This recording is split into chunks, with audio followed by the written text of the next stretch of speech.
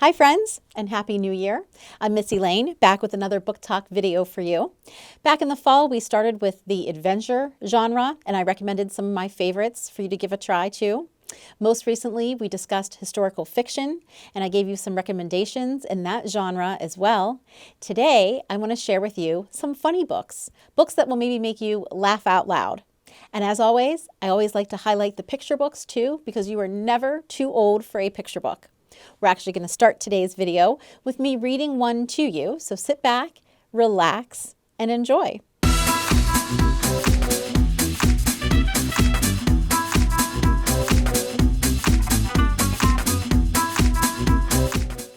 This is called Why Did the Monster Cross the Road? It's by a very popular author who you're already familiar with, perhaps, R.L. Stine. He wrote the Goosebumps series, and it was illustrated by Mark Brown, another popular author / illustrator that you might know. He did the popular Arthur series, the hit PBS TV show, and he has all those books about Arthur the Aardvark. Okay, so why did the monster cross the road? Honey and Funny are monsters.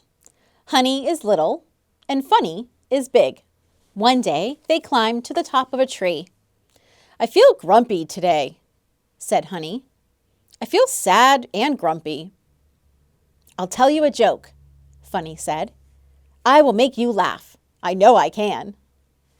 "I bet I won't even smile," said Honey. Why did the monster cross the road? To bite someone on the other side. "Not funny," said Honey. "Wait, I have more," said Funny. "Hold on to your belly, you'll be laughing so hard." What is the monster's favorite school lunch? The teacher. What did the monster make for dinner? A mess. What do you call a monster who likes to howl in the rain? Wet. Honey shook his head. "Not funny. I am still grumpy." "Give me a chance," Funny cried. He bounced so hard the whole tree shook. What did the monster say after he swallowed a dog? "Hi, dog." Why did the monster peel a banana? Because he couldn't peel a bowling ball. What is furry and likes to read books? You, if you were furry. "I don't hear any laughing," said Funny. Honey made a grumpy face. "I saved my best jokes for last," Funny said. Why did the monster take out 100 books from the library?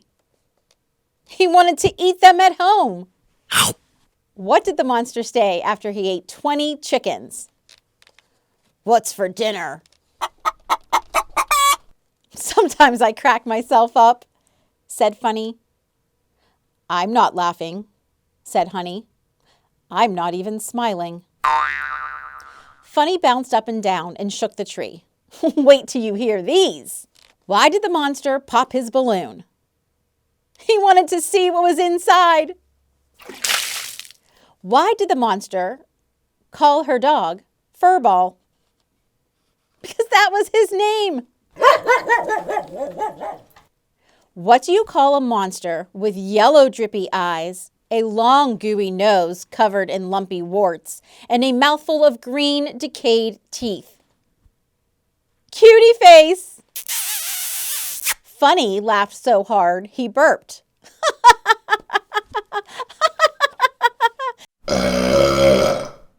Honey made a sad face.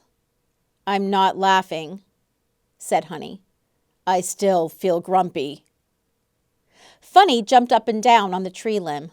"I give up!" Funny screamed. "I give up! I give up!" Suddenly, Funny let out a cry. Uh-oh. Funny fell off the tree and hit the water with a big splash. Now that's funny. "Thanks for making me laugh," Honey said. "I don't feel grumpy anymore." "Next time I'll bring a towel," said Funny. So there you go, my friends. A very silly story. I don't know if any of those jokes made you laugh out loud, but maybe the surprise ending where he falls off the tree branch, did that make you giggle? Again, you're never too old for picture books. This was just a brand spanking new one that happened to be on the shelf this morning when I came into work.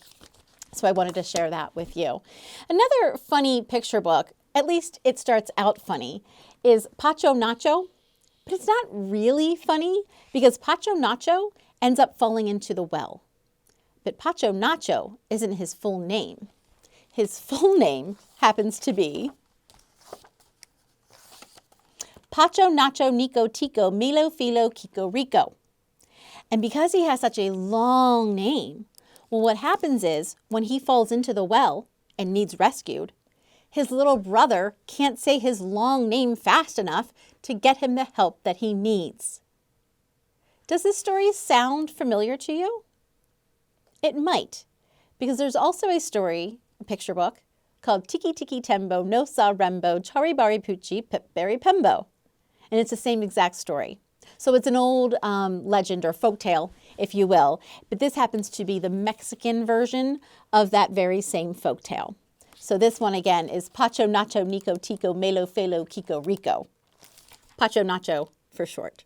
So I kind of already gave you the gist of it, but you might still want to read it. It does have a lot of humor. The illustrations are great throughout the book. All right, let's move on to some chapter books. Each time I've created a video for you so far this school year, I highlighted a CCA book, which stands for the Children's Choice Awards. That is up and running, and so if you want to participate, it is not too late. We ask you to read at least 4 out of the 8 listed titles, and if you do that, you want to vote for your favorite one at the end of March or early April, and you'll be entered then to win an Amazon gift card. I believe it's $50. So we highlighted 2 in our past book talk videos. The one that I'm highlighting today, because it's funny, and I'm talking about humor books, is called The Book That No One Wanted to Read. And this book is unique because, you know, all books or most books have an author, and some have an author and an illustrator. Right? You guys know by now that the author writes the words to the story and the illustrator draws the pictures or paints the pictures, whatever the case may be. So this book is written by Richard Ayoade and it's illustrated by Tor Freeman. There are some illustrations, actually there's quite a few illustrations throughout the book. The book is telling the story. So the book is told by the book. It's the book's perspective. Right? And so it talks about funny things like, how would you feel if nobody wanted to read you? What if you were the book that sat on that shelf for so long because nobody wanted to check you out that you became stinky, musty, smelling, yucky, and old? What if you were the book that someone did pick up and began to read, but then they doggy-eared each one of your pages? How would you like to be folded in half? Silly things like that you wouldn't normally think of, right? But from the book's perspective, nobody likes to be written on or highlighted in. Have you ever done that with a book? You probably shouldn't, right? But sometimes people will write in the margins of books, or little kids will scribble in a book because they don't know any better. Some people will highlight their favorite parts of a book. So how would that make you feel?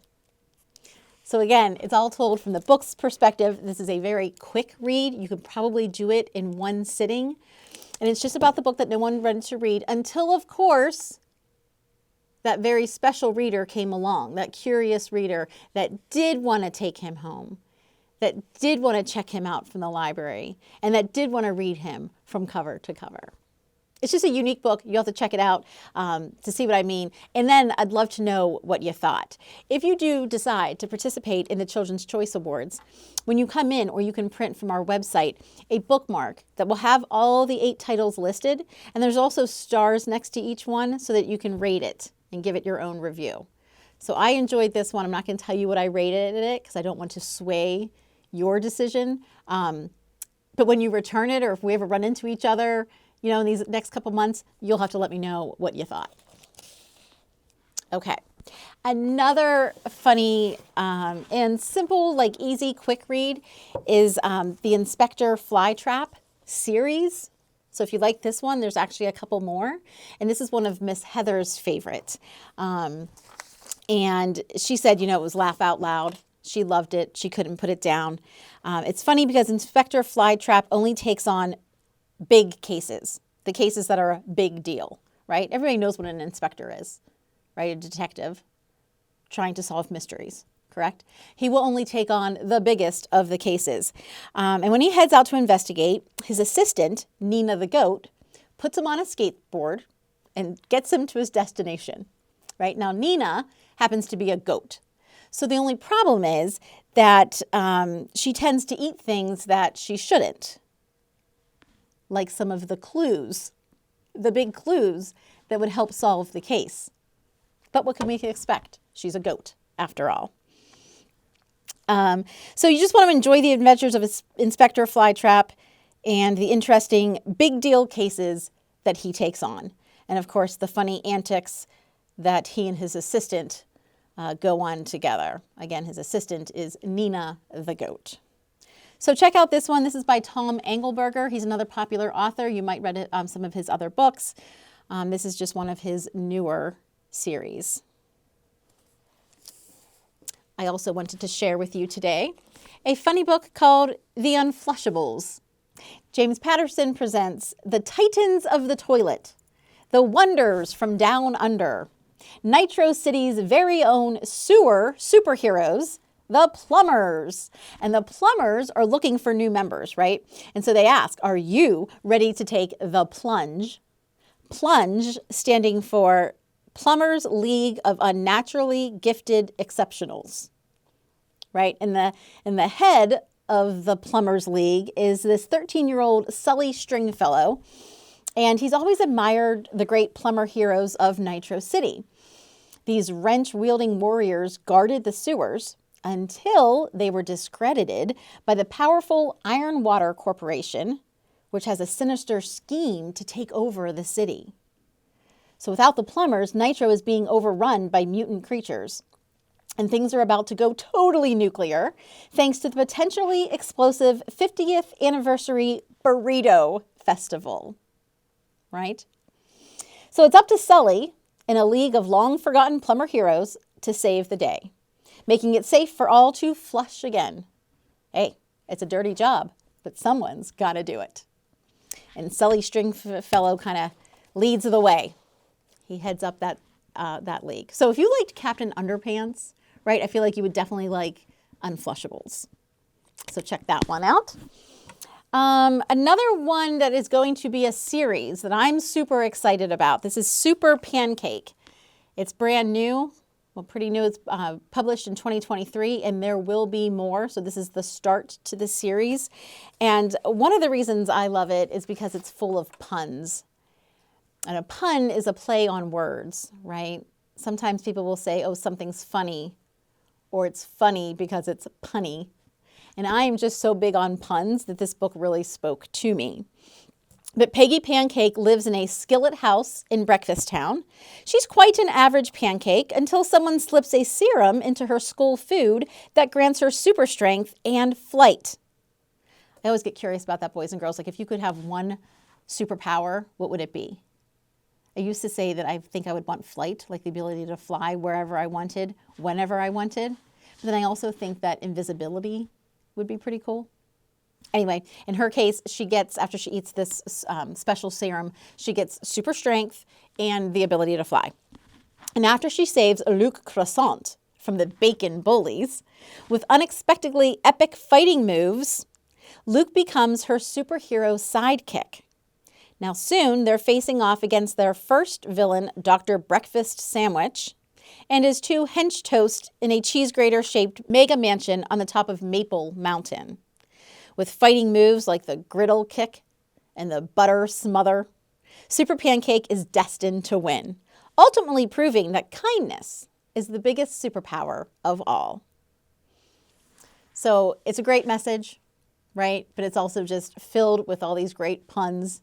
And it's a graphic novel. So you might, if you enjoy reading graphic novels, this is definitely a new series that you might want to give a try. All right. All right, there's also another one by the popular author Gordon Korman that my friend Miss Megan recently read. She was kind enough to create a book trailer for us. So I'm going to end today's video with her book trailer on The Super Teacher Project by Gordon Korman.